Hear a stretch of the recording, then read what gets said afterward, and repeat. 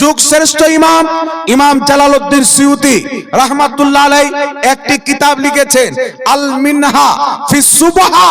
উক্ত কিতাবের মধ্যে ইমাম জালালউদ্দিন সিউতি লিখছেন সমস্ত সালাফ সমস্ত খালাফদের মত হচ্ছে তাদের মধ্যে অধিকাংশরাই তাসবিহ নিজে গণনা করতেন, তারা সকলে তাসবিহ দ্বারা গুঠি দ্বারা তাসবিহ পাঠ করাকে জায়েজ বলেছেন। জোরে বলেন সুবহানাল্লাহ। কিন্তু এই বাংলার জমিনে নয়, আরব থেকে উঠিয়ে নিয়ে চলে এসো, নজ থেকে তোমাদের বাপকে উঠিয়ে নিয়ে চলে এসো, তামিজ থেকে তোমার বাপ ইবনে তাইমিয়ার কবর খুদে উঠিয়ে নিয়ে চলে এসো। যদি কিয়ামতের সকাল পর্যন্ত একটা কোন রেফারেন্স দিতে পারো কোন মুহাদ্দিস কোন নির্ভরযোগ্য ইমাম তাসবিহ পাঠ করাকে বিদআত বলেছেন, তোমার গোলামি করতে রাজি আছে।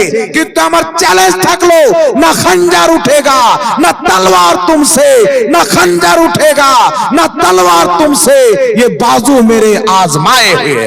सुभान अल्लाह सुभान अल्लाह।